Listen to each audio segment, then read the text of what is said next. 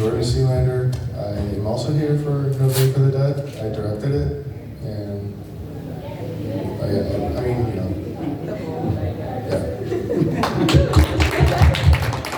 Hi, I'm Philip Rossi, and I was in No Grave from the Dead with these two fine people. John Iceberg, I'm a writer, director, DP, editor, musician guy from the Final Summer. I'm also tired. I'm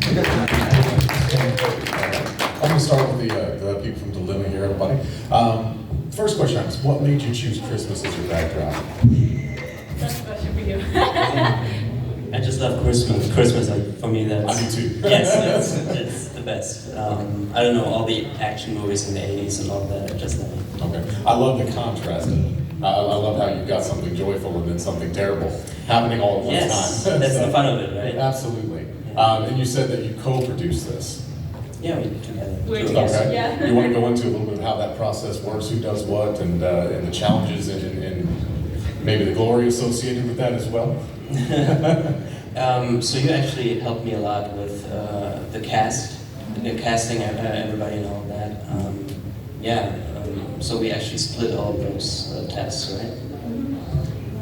Yeah, well, I think one of the main challenges was that we shot everything on a very low budget, and Really? yeah. Wow. With catering. Wow. So we are very thankful to our friends in the cast that helped us out a lot, and we shot it actually in our apartment. And the other challenge was to have space. New York apartments are not known to have a lot of space. Yes. So yeah, so it was just exciting because it's also our first English language movie or short film together. Yeah. And it's my first time acting as well. So for me personally, it was a new challenge to just like handle all these tasks together. But yeah, it was an awesome experience, and I hope you enjoyed it all. Yeah. Amazing. We all enjoyed the production value of that. Obviously, the contrast of that was amazing. I want to go ahead and move to No Grave for the Dead. One of the things I found really interesting about your film was the silent film aspect. You use the music, there's no dialogue. And what made you want to take on that challenge? It's notoriously a difficult thing to do. All right, so that actually started off as a music video, just the ghost dancing at the end. I pitched it to every band I knew that I worked with, and a lot that I didn't work with, and they're all like, yeah, that's really cool. Not for my band though.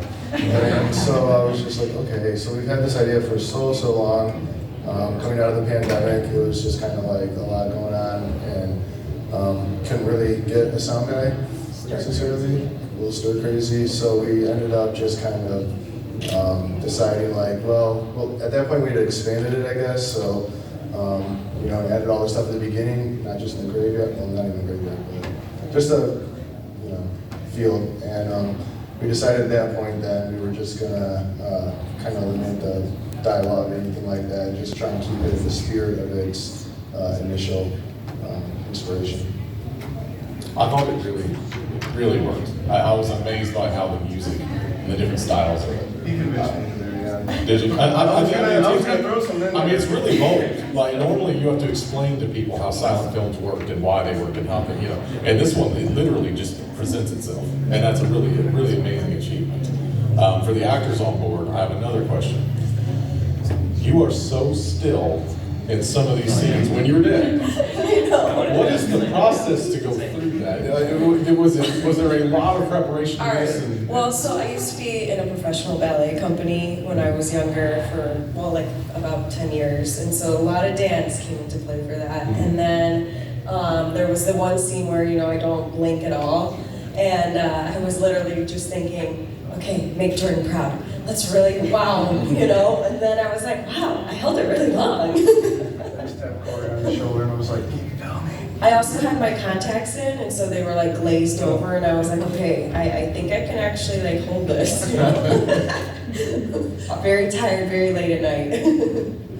It was amazing. Most of the time, you see a lot of war films, things like that, historians, so I see a lot of those. Most of the time, you're like, that guy's not dead. You're like, that guy's not, the guy walks past him, so it was amazing. I had to meditate. I'm about to say, it was an achievement in itself. Thank you. So we will move on to Final Summer.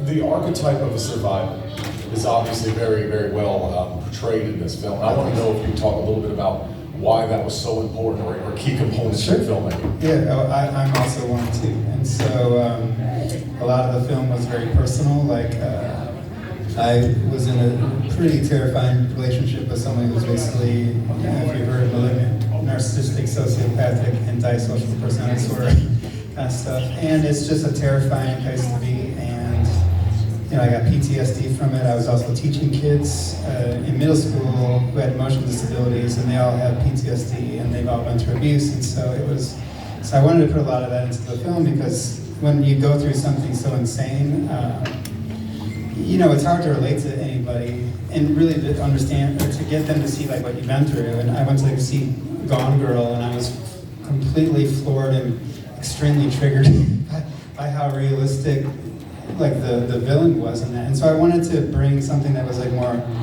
to that in this. And so Lexi has got her own stuff in the past. And then like with Warren, I was listening to it at the end, and it kind of hit me because sometimes like PTSD can look very different, you know, and so you can kind of get into your tunnel vision. I don't like when people stand behind me and stuff like that. And you can kind of, it can be a little kind of scary sometimes, even with the kids I taught who were like, I'll kill you, motherfucker, all these kinds of things.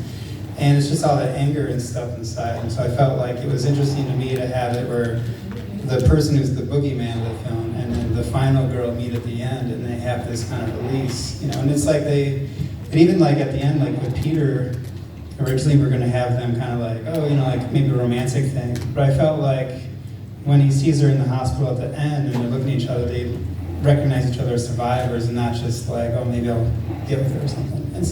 I don't know, I think it's just a different thing, you know, like I was talking about like Scream and how at the end of it, you know, like what Billy and what's his face, you know, yeah, like Stu, like he would have totally killed him. And so that's why in the movie, I'm like, well, there's still one loose end for our villain, which is, you know, Mike. And it was funny, having experienced somebody like that, I kind of knew, you know, he's like interrupting her grand speech, so she just like in a narcissistic rage like shoots him.